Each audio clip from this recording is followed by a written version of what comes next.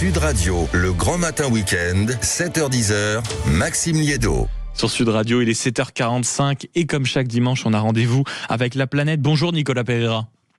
Bonjour Maxime. Comment allez-vous en ce dimanche matin ? Eh ben écoutez, un dimanche à nouveau pluvieux, mais ça va très bien. Eh oui, c'est le fait d'habiter à Bordeaux, mon cher Nicolas, président du World Impact Summit. Et ce matin, vous allez nous parler bricolage et peinture avec une innovation étonnante qui a pour but de transformer les algues en peinture. Oui Maxime, nous allons parler d'un sujet qui touche chacun d'entre nous, chez soi, au bureau, même dans la rue d'ailleurs, la peinture. Saviez-vous, cher Maxime, que les peintures classiques, celles que nous utilisons tous les jours, peuvent avoir un impact important sur notre santé, ou évidemment aussi sur l'environnement. Commençons peut-être d'abord par un constat. Chaque année, évidemment, des millions de litres de peinture sont produits et utilisés dans le monde. Or, la plupart des peintures conventionnelles, elles contiennent des solvants toxiques et des composés organiques volatiles, les fameuses COV. Et ces substances, une fois libérées dans l'air, elles polluent notre atmosphère et elles peuvent causer des problèmes de santé. Alors, petits, des maux de tête, des irritations, etc., mais parfois aussi des problèmes plus graves. Et par ailleurs, la production de peinture, elle repose souvent sur des ressources fossiles, comme le pétrole, dont l'extraction et la transformation sont également très polluantes.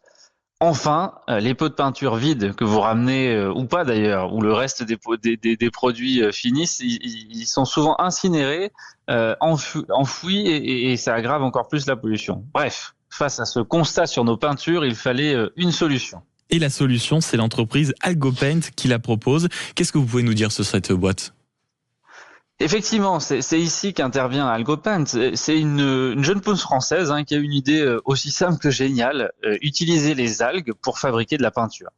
Et pourquoi les algues ? Parce qu'elles sont renouvelables, biodégradables et qu'elles poussent partout sans avoir besoin d'engrais ni de pesticides. Et en plus, elles absorbent le CO2 pendant leur croissance. Alors, de manière très concrète, Algopaint utilise des algues cultivées en bassin, transformées en un liant naturel qui remplace les dérivés pétroliers dans les peintures. Le résultat est simple, une peinture sans les fameuses COV, sans solvants toxiques et 100% biosourcés. Et cerise sur le gâteau, les pots et les outils de peinture peuvent être lavés à l'eau sans produits chimiques. Donc c'est vraiment une solution complète.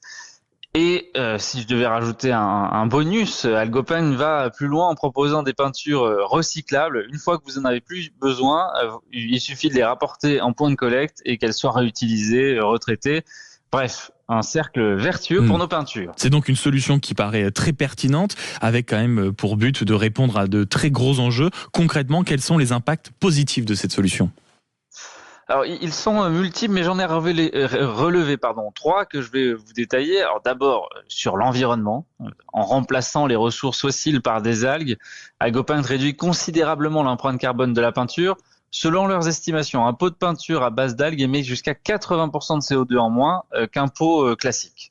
Ensuite, sur la santé, en éliminant les COV et les solvants toxiques, ces peintures améliorent la qualité de l'air intérieur de nos maisons ou nos bureaux, un enjeu majeur, alors que nous passons 80% de notre temps dans ces espaces clos. Enfin, sur l'économie circulaire, en proposant des peintures recyclables, Algopaint limite les déchets et encourage une consommation plus responsable. Et ce n'est qu'un début, puisque la start-up, elle travaille aussi sur d'autres applications, comme des enduits ou des vernis, toujours à base d'algues. Bref, une belle preuve que l'innovation peut rimer avec l'écologie, encore une fois. Et surtout que l'écologie peut aussi rimer avec Made in France. Merci mon cher Nicolas Pereira d'être passé nous voir ce matin dans le studio de Sud Radio.